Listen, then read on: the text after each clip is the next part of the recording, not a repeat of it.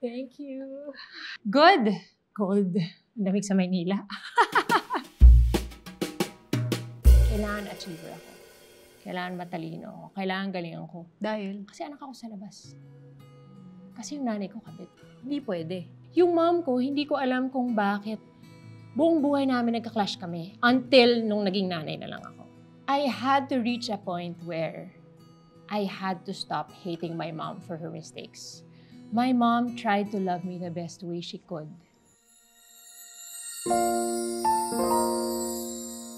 Nung pandemic, alam ko, mo-order pa ako sa'yo eh. Yeah! Diba? Ah! Tapos I remember, pumunta si Alex sa bahay ko. Tapos nakita niya yung goodies mo. Tapos sabi niya, ano ka ba si Bettina? Kilala ko yan. Kasi parang College! From college. Yes! We share the same barkada. Yes, kayo magka-age bracket ni Yes. Alex. Tapos sabi niya sa akin, panoorin mo yung story niya. Paano mo i-describe yung childhood mo? I grew up in a broken home. My parents were not married. Anak kami sa labas. Bata ka pa lang, alam mo na? Bata pa lang kami, alam na namin. So we grew up knowing we were the second family. But even so, never ko na-feel na second family ako. I grew up, showered ako ng love, ng attention, even material things. Siguro may compensating na kahit na well provided for naman, para lang hindi mo maramdaman anak ka sa labas or na pangalawa ka, na-list ka, kumbaga, bubuhusan kita ng bubuhusan. Ng material na bagay. Kasi then siguro my dad, the setup when I was growing up was I'd only see my dad for dinner. Dinner hanggang makatulog kami. But I'd never see him during the day except graduation. Kasi pag umaga, kailangan nandun siya. Kailangan breakfast kita siya sa mga kapatid ko. Kasi hindi nila alam. Natutulog siya sa inyo? Natutulog siya, pero gumigising siya ng madaling araw at uuwi siya sa kanyang bahay. May mga times na masakit siya malungkot kasi birthday ko Pasko. Yeah. 2-in-1 na nga yung regalo ko. Merry Christmas, Happy Birthday. Tapos wala pa yung tatay ko pag Pasko. So laging ang birthday ko advance. So lumalaki ako, parang lahat nag-celebrate kasi Pasko. Tapos ako na birthday ko, parang lagi ako malungkot. It was only when I was old, 28th birthday ko, doon ko lang nakasama yung tatay ko ng 12 midnight. So masaya yung birthday na Sobra, as in, 28 na ako, nakakandong ako sa tatay ko, parang feeling ko baby ako na, oh, yung tatay ko kasama ko sa birthday ko. Walang material na bagay na pupuno sa mga taon na yon, parang kahit bawiin mo. But even so, alam mo, I grew up very close to my dad. Strangely, as in parang yung dad ko yung best friend ko, more than my mom. Yung mom ko, hindi ko alam kung bakit buong buhay namin nagka-clash kami until nung naging nanay na lang ako. Until naging Christian na rin siya. Parang doon na lang nagka-peace sa family namin, sa relationship namin. Pero yung tatay ko talaga yung takbuhan ko pagka, for anything. And at certain points also in your life, as you age, I remember, meron akong desire to fix things with my mom.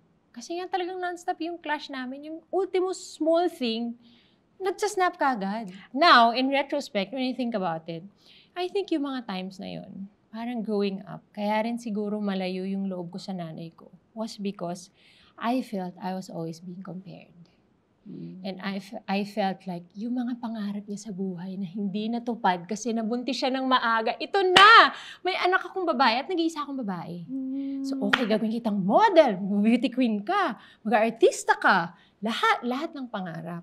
Sa'yo din, ano? Sa akin gusto. And feeling ko, hindi masyadong aware yung nanay ko na, mother, push na push ka naman. Parang hindi ko linya yan. So, even yung pag-aartista? Yung pag-aartista, nakakatawa yan kasi hindi ko siya pinangarap kahit nung bata ako. And parang aksidente lang how I got into that industry. So, yung nanay ko, na gusto nga akong maging model-model, enrolled me in a personality development workshop. Sabi niya, personality development.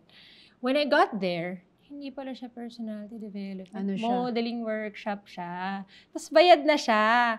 So, di na ako maka-atras. So, okay. Susunod ako sa nanay ko. And then that company that conducts the workshop, meron silang agency counterpart.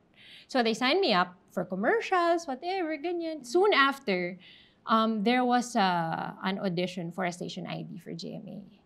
And then I got the role. Lead role. So parang first commercial lead role. A month after, there's another audition for a horror flick for kids called Kakaba-Kaba. And I was casted in the show. Tapos sabi ng nanay ko, sige na anak, try mo lang, try mo lang. So sabi ko, sige pero weekends lang ha. Kasi ayoko matouch yung studies tsaka volleyball. And to me then, ang mundo ko was, gusto ko lang mag-aral. Gusto ko lang mag-sports. Feeling ko, medyo naka-ingrain sa akin na kailangan achiever ako. Kailangan matalino ako. Kailangan galingan ko. Kasi anak ako sa labas. Kasi yung nanay ko kabit. Hindi pwede. Kailangan top 10 ako. Kailangan dean's lister ako. Kailangan lahat. Ganyan. Laging kailangan, I have to prove myself. Oo. So parang, hindi talino ako, maganda ako. Trabaho ako, may pera ako, kilala ako. Ganon. I was operating on that. It was in marriage na nag-surface yung why I am the way I am. And my husband and I trace it back to, syempre, you naman are a product of every single thing, every factor. So, part of how I was also was because of that industry. You're trained to be artista, prim and proper. Kailangan, exclusive ka. Kailangan, di ka masyadong nakikita. Everyone revolves around you. The world revolves around you. So, lumalabas yun lahat, even in marriage, na ngayon ko lang nakita na, I'm that person pala. Now that I'm a parent myself, and I'm also making so many mistakes as a parent, especially with my firstborn, I realized that, I had to reach a point where I had to stop hating my mom for her mistakes, for how she made me feel, and choose to think that, my mom tried to love me the best way she could. It's just that I'm her first. I'm the guinea pig. She probably didn't know what to do, how to raise a life, considering her situation all the more, diba? And considering also how generations pass and probably the generation before her, my grandparents' generation, also didn't have the kind of communication that we are learning to have now with our kids. So it's not like intentionally she wanted to hurt me. No. It's just that she didn't know how. And in effect, it hurt her child. Nabasa ko yun, you love the way you were loved. Yeah. And until ma-figure out mo, magkaroon ka ng self-awareness na, okay, I don't want this pattern to continue on the next generation in my family. I look back at those years and see, alam mo, those years shaped me. There was also a good in all the bad in the past. It's just how you choose to think of those and how you want to take those, knowing also where to bring those to. And I think a lot of us, when you're broken, you run to the world, you run to the wrong people na hindi mo alam. Kasi you're seeking Parang merong butas sa puso mo. May pain. May puwang, may pain, may puwang, may void. Hindi mo naman basta may butas. And you try to fill it with everything you think your heart desires and everything that people say, this will fill you, this will make you whole. Kala ko talaga nung high school ako, I'm another half. And I need another half to be whole. Ganon. So, kailangan may boyfriend ako lagi. Kasi doon ko na-feel yung wholeness when I'm someone's girlfriend. So, parang the absence of my dad manifested in, I look for that feeling from another man through boyfriends. So, doon ko hinahanap. From one guy to another. How old were you nung naging mommy ka? I got pregnant at 22. And then I gave birth. I was 23 na that year, March 2011. Paano yun when you got pregnant? When I learned I was pregnant, we went to a doctor. And then the doctor said, walang visible signs. Kumbaga, in ultrasound, wala pang fertilized egg nakikita. You go back next week. Meron na yan. Kung meron talaga, may makikita na tayo. Lord. Kung sino ka mang Lord ka, tinatakot mo ba ako? Binibigay mo ba to? Kasi hindi ko kaya. Parang 22, anong alam ko, anong kaya ko, anong gagawin ko? 1 week, I was chanting to myself. Like, I was also the Lord. Parang dalawa siya. Parang may Lord akong dinadasalan, pero I was also the Lord of my life. And I was telling myself, I'm not pregnant, I'm not pregnant, I'm not pregnant, I'm not pregnant. So after 1 week, balik kami, doctor. And I remember telling myself, Lord, kung ito binibigay mo or galing sa'yo. At kung positive tong ultrasound na to, tatanggapin ko. When we went to the doctor, there wasn't just an ultrasound. There was heartbeat. So for me, at that point na from nothing to something. And I heard my child's heartbeat. Parang, that hit me so much. Nung nagpa-check up ka, sinong kasama mo? Yung tatay, yung biological na tatay. Hindi pa mami mo? Hindi pa alam ng nanay ko. We kept it for, I think, another month more. And then when we were planning to tell my mom, as in, seconds away, ito set up, nanay ko, ako, biological dad, someone called my mom. As in, my mom's phone rang. Someone from the press, buntis, si Bettina? Hindi siguro. Alam mo, actually, hindi ko alam kasi busy siya eh. Nagtatrabaho yung anak ko eh. Oo, sige, pag babalitaan na lang kita ha. She tried to protect me, but also received the news from someone else when I was seconds away from telling her myself. So, paano yung naging... When she put down the phone, she just said, "Is it true?" Tas yumuko na lang ako. And then, nag-breakdown na lang yung nanay ko.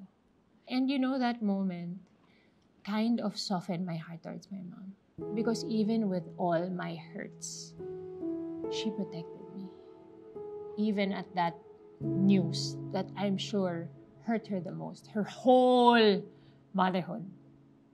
Parang, unika iha mo.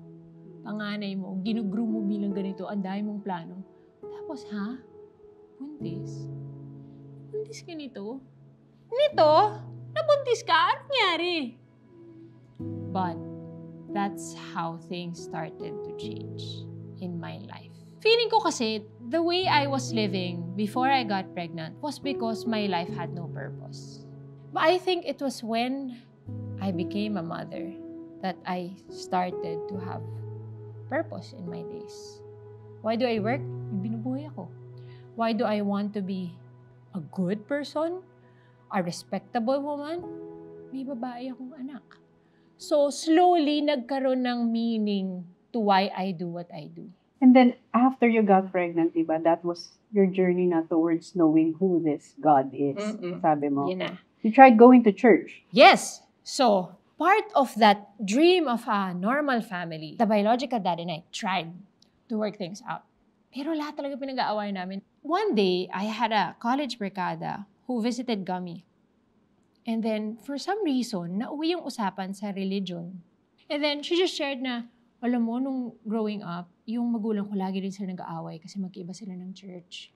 Pero alam mo, nung nagpunta kami sa church na to, nagkaroon ng peace sa bahay namin. Try mo kaya, sabi niya sa akin. Tapos ako parang, actually, alam mo, parang yan na lang hindi namin natatry. Church! Sige, church tayo. Saan yung church na yan?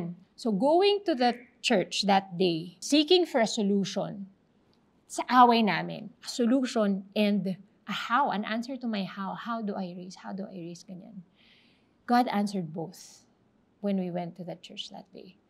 Kasi the message in church that day was the start of the Heart Parenting series.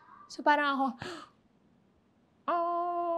ginawa ba tong message na to para sa akin lang? Kasi parang ako lang yung kinakausap ng pastor eh. May ganun. So, since then, I latched on to that. And then we would go every Sunday until before she turned 6 months.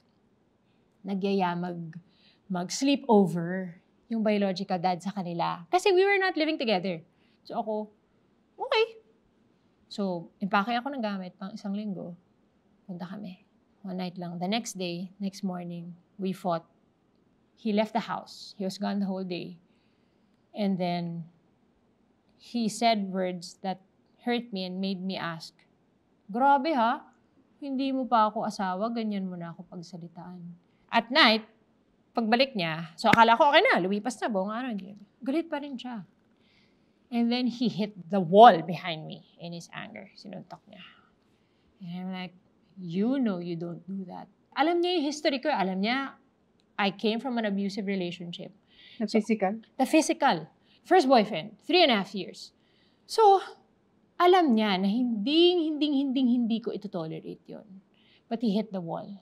Of course, some people say, padaro lang naman yun, hindi naman ikaw. Oo, sa susunod, sa mukha ko nalalanding yan. And coming from where I came from, I am not going to tolerate this. And hindi tayo mag-asawa. oo, may anak tayo, pero I don't need to stay in this relationship. So, umalis siya, sulat ako sa post-it, forget that you ever had a family and us. Pak, dinikit ko lang sa salamin. And then we left.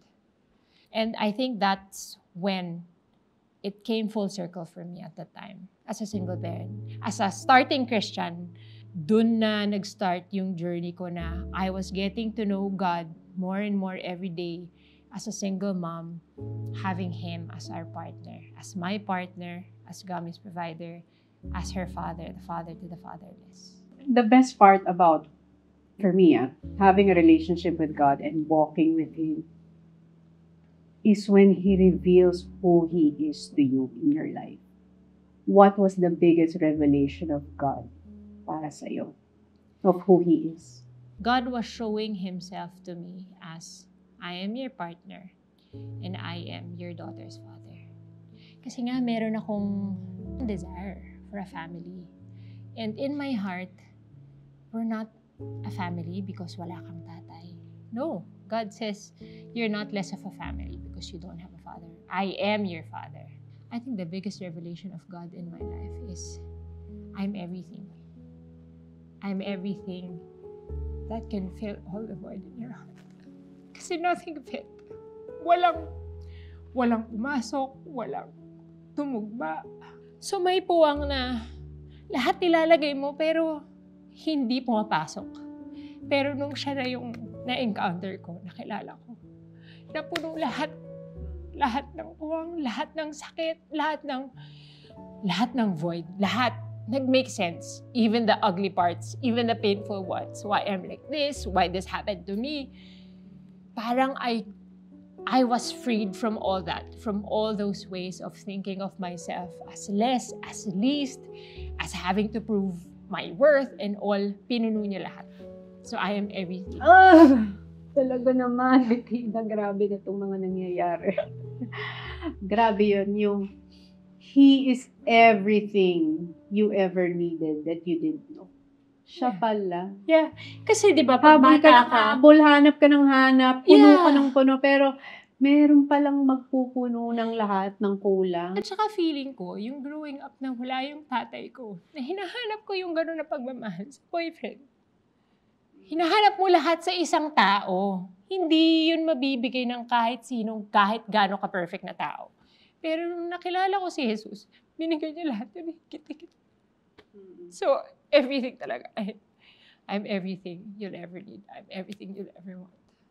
Tapos alam mo, ang nakita ko sa journey mo, hinown ka muna niya into becoming the best version of you or who He created you to be.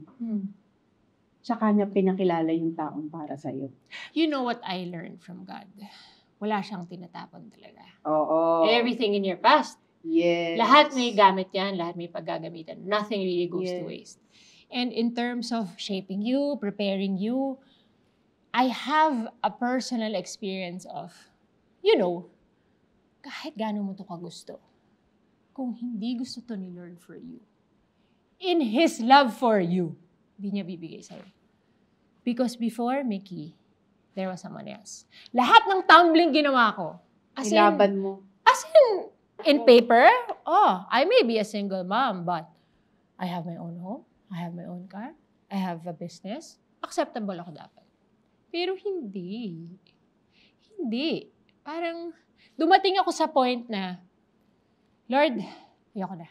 Ito na yung puso ko. Hawakan mo na kasi di ko kayang hawakan. Kasi pag ako may hawak, ang rupok, dali kong ibigay. Kasi yung desire ko talaga nandun eh. So Lord, safekeep mo na lang for me. I don't want to have it. I don't want to hold it. Hold it and then give it. And ako, I just receive it. Kung will mo talaga. So yung desire ko for marriage, nandun. Pero more than the ready na ako. Yeah, I'm sure maybe God saw that. But I think more than the readiness, God saw my surrender.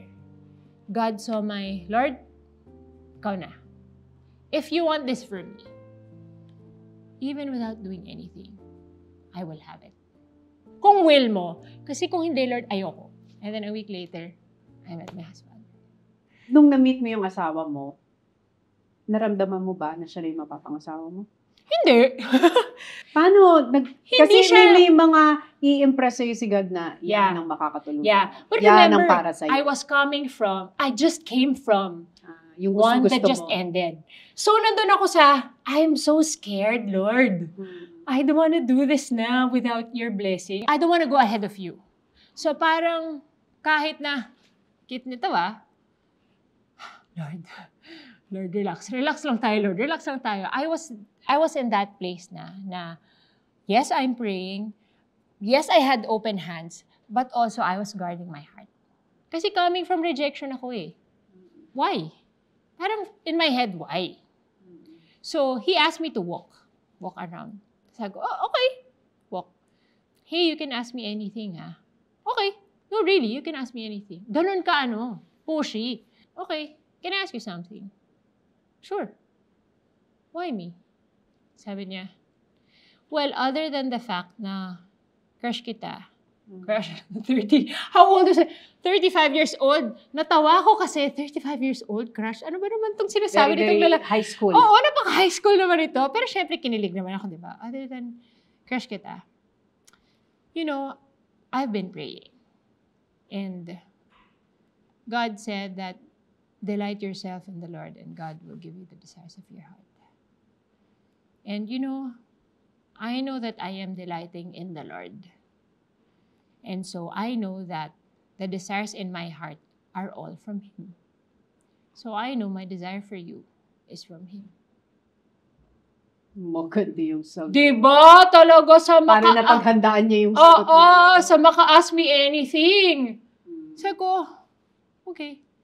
So, you know, if ever this friendship leads to marriage, I want you to know that I want to walk alongside you in raising Gummy. Teka lang, parang unang lakad pa lang natin to. Marriage na yung topic. On day 2, Date. introduce, tapos walk. Marriage na. So, nakamasik ako, iyak-iyak ni. Iyak ka. Kasi, ano to? Anong nangyayari? I was rejected again and again for a year and a half, and then here's this guy, second day, second meeting, telling me that he wants to walk alongside me in raising Gummy. And yet, hindi matanggap yung anak ko previously. So, one by one, God was showing me that all the no's then was so that it'll be clear why it's a yes for this man. Sobrang totoo yung verse, He makes me lie down in green pastures. If you make Him your shepherd, you shall not want. But, you have to surrender and obey. Yeah. Kasi those are the two hardest. Yeah.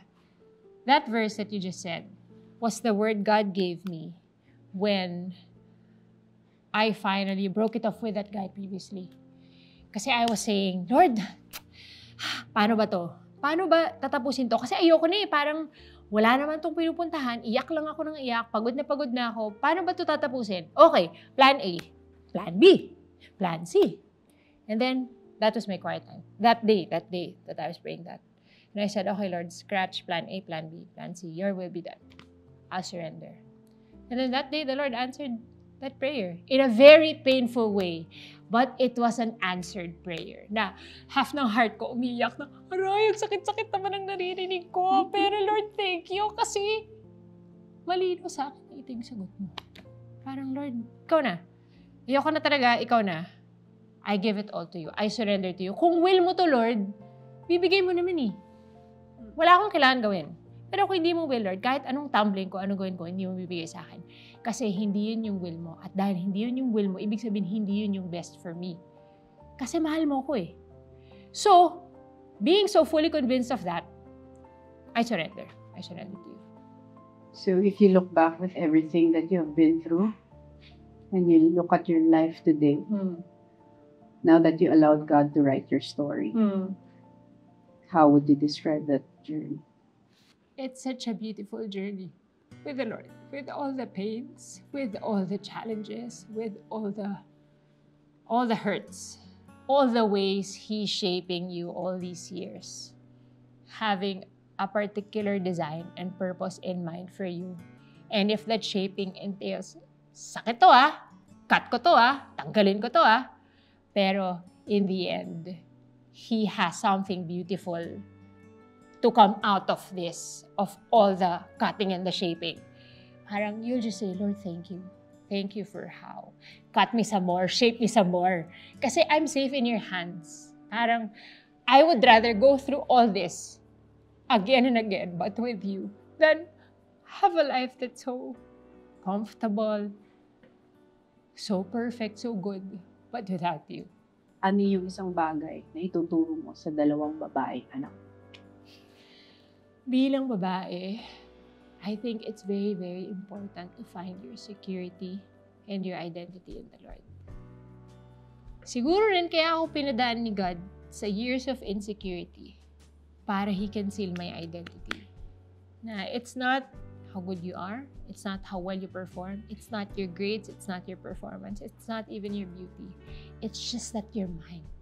I made you, you're mine. You're perfect in the way I made you. So embrace it. Even with all the flaws that you see, that you think you have, embrace it.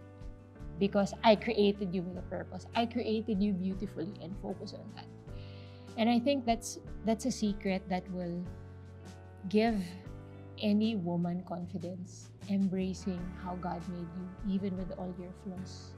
Pangit yung ganito ko, pangit yung ganyan ko, etc.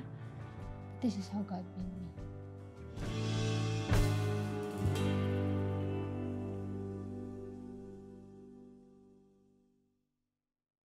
Thank you very much Thank you, Lord. for your story. Thank you Thank you so much. listening. Thank you. Thank you!